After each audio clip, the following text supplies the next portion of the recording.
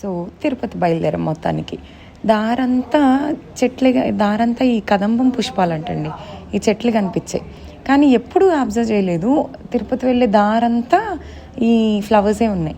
And వెళ్తుంటే ఈ పోలవరం కాలువ కూడా కనిపించింది. ఫైనలీ గోపురం కనిపించింది. గోపురం చూసిన వెంటనే అబ్బో చాలా హ్యాపీ ఫీల్ అయిపోయాను. ఈలోపే మా నాన్నగాడు తట్టుకో ఇంకా చాలా ఉందన్నాడు అఫ్కోర్స్. అండ్ గరుత్మంతుడు కనిపించారండి. గరుత్మంతుడు ఎందుకుంటాడా అని చెప్పేసి మా పిన్నిని ఫోన్ చేసి అడిగా. అప్పుడు పిన్ని చెప్పింది ఆయన విష్ణుమూర్తికి వాహనం అని. ఇద్దరు సేమే కదా, సో ప్రతి తిరుపతిలో ఉంటుంది అనమాట. అండ్ గోశాల కూడా అంతకుముందు నేను వచ్చినప్పుడు అక్కడ గుడి దగ్గరలో ఉండేదండి. ఇప్పుడు దీన్నేమో స్టార్టింగ్లోకి మార్చేశారు. అండ్ ఈ షాప్స్ చూస్తే ఒక మంచి ఫీలింగ్. చిన్నప్పుడు అంతా అవన్నీ కొంటావా చేస్తావా అని మా మమ్మీ డాడీని ఏడిపించి తినేదాన్ని. ఫైనల్లీ లైన్స్ అయితే ఫ్రంట్కి వచ్చాయండి, ఉచిత దర్శనం లైన్స్. ఇవి ఎక్కడో ఆ గుడి పక్కనే ఉండేది, అలాంటిది ఇది కూడా ఇంత ఫ్రంట్కి పెట్టారు. నేను అయితే చూసి చాలా ఇయర్స్ అయిపోయి నాకు అంతా చాలా మారిపోయిన ఫీలింగ్ వచ్చింది తిరుపతి. అండ్ అలా చూస్తే దేవస్థానం వాళ్ళే అక్కడ గోశాల నుంచి సేకరించిన పాలతో ఇవన్నీ అమ్ముతున్నారంట. పాలు, నెయ్యి, ఇవన్నీ వెరీ నైస్. అండ్ ఇంకా వచ్చేటప్పుడు మా నాన్నగారికి చెప్తున్నా, ఇక్కడ అన్నీ మొత్తం అవతారాలు ఉంటాయరా, ఎప్పుడన్నా చూసావా అని. ఇంకా వాడేమో నాకు తెలియదు అనేసరికి మనం పెద్ద హిస్టరీ టీచర్ లాగా మొత్తం అవతారాలంతా గురించి ఎక్స్ప్లెయిన్ చేస్తూ వాడికి తీసుకెళ్తారు అనమాట. అఫ్కోర్స్ నాకు కూడా సగమే తెలుసు అనుకోండి, బట్ మనం అలా బయటపడకూడదు కదా. సో అన్ని అవతారాలు ఇది అని కింద నేమ్స్ రాశారు. యాక్చువల్గా నేమ్స్ చదువుకుంటూ చూపించుకుంటూ తీసుకెళ్ళిపోయాను. ఫైనల్గా ఇది వరాహ అవతారం దాకా వచ్చాం. మొత్తం ఈ అవతారాలు అటు ఇటు కూడా ఉన్నాయండి. ఇవి ఎప్పుడన్నా అబ్జర్వ్ చేశారా మీరు? మొత్తం అన్ని అవతారాలు పెట్టారు లాస్ట్ వరకు, కల్కి అవతారం వరకు పెట్టారు. అండ్ ఇక్కడ కూడా ఏదో కన్స్ట్రక్షన్ జరుగుతుంది అని చూస్తే ఏదో కళ్యాణ వేదిక కడుతున్నారంట. వెంటనే మా నాన్నగడికి సిగ్గు వచ్చింది. నా పెళ్ళి ఎప్పుడు చేస్తావు అక్క అంటున్నాడు వాడు. సరే అని ఇంకా సరే లోపలికి వెళ్ళిపోదాం అని. తూర్పు గోపురం చూస్తేనే అదొక ఫీలింగ్ వస్తుందండి నాకైతే ఎప్పుడు.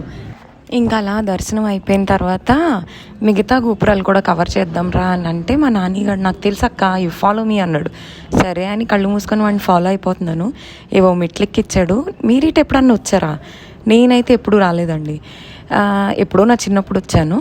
అండ్ ఇలా మెట్లు దిగి వస్తే ఇటు ఉత్తర గోపురం కనిపించింది. ఉత్తర గోపురం చాలా బాగుంది. ఇది ఉత్తర గోపురం చూశాను. ఇవంతా ఎప్పుడు చిన్నప్పుడు చూసినట్టు గుర్తుందండి, బట్ ఇటు వచ్చినంత నాకు గుర్తులేదు. ఎప్పుడు వచ్చినా దర్శనం చేసుకొని వెళ్ళిపోవటమే. ఇంకా అలా వెళ్తుంటే అప్పుడు నాకు కొంచెం గుర్తు వచ్చింది. ఇదంతా పాత తిరుపతి. పాత రోజుల్లో ఇక్కడే ఉండేది మెయిన్. ఎప్పుడు మా డాడీ నేను బండి మీద వచ్చే టైంలో అనమాట, ఎప్పుడు స్కూలింగ్స్లో చదివేటప్పుడు అంతా ఇక్కడంతా గుండ్లు కొట్టేవారు. ఇదంతా పక్కనే ట్యాప్స్ ఉంటాయి, ఇంకా అక్కడ ట్యాప్స్ అంతా ఉంటుంది. ఇదంతా చూస్తే అబ్బా వావ్ అనిపించిందండి నాకైతే. మంచి ఫీలింగ్ వచ్చింది. ఇంకా అలా వెళ్తూ ఉంటే ఫైనలీ పడమర గోపురం కూడా కనిపించింది.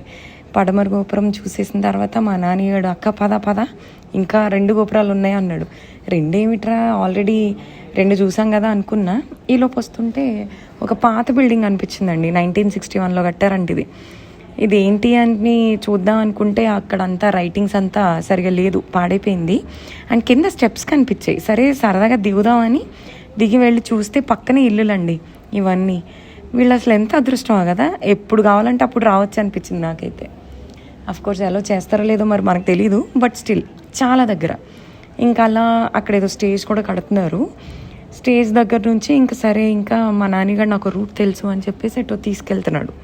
దారి ఉంటే అక్కడి నుంచి తీసుకొస్తే ఇంతకీ ఎటొచ్చాం, ఈ స్టెప్స్ దగ్గరికి వచ్చాం. ఇక్కడ స్టెప్స్ దగ్గర దక్షిణ గోపురం చూసాం అనమాట. నేనైతే ఇంత ఎక్స్ప్లోర్ ఎప్పుడు చేయలేదండి. వచ్చేవాళ్ళం, దర్శనం చేసుకొని వెళ్ళిపోయేవాళ్ళం. ఇదంతా ఎట్టేటో దారిలోంచి తీసుకొచ్చాడు. ఇంకెక్కడి నుంచి దక్షిణ గోపురం చూసాక మళ్ళీ అలా రౌండ్ తిరిగి సేమ్ యాజ్ ఇట్ ఈజ్ తూర్పు గోపురం దగ్గరికి వచ్చేసాం. తూర్పు గోపురం అంటే నాకు చాలా ఇష్టం అండి, ఎందుకంటే చాలా మెమరీస్ ఉన్నాయి. అండ్ ఇక్కడే గోపురం దగ్గర ఈ విగ్రహాన్ని ఎప్పుడన్నా మీరు చూసారా? ఈయన ద్వారకా మహర్షి అనమాట. ఈయన తపస్సుకు మెచ్చే వెంకటేశ్వర స్వామి ఇక్కడ వెలిసారు అని చెప్తారు. ఈయన తపస్సులో ఉండగా వెంకటేశ్వర స్వామి కల్లోకి వచ్చి నేను ఇలా పలానా చోట ఉన్నాను, నాకు ఇక్కడ గుడి కట్టండి అని చెప్పారంట. సో అలా వెంకటేశ్వర స్వామి ఇక్కడ వెలిసారు ఈయన తపస్సు కోసం. సో తిరుపతి నుంచి ఎప్పుడు రిటర్న్ వచ్చేటప్పుడు కుంకుళ్ళ అమ్మవారి దర్శనం చేసుకోవడం కూడా మాకు బాగా అలవాటు అనమాట.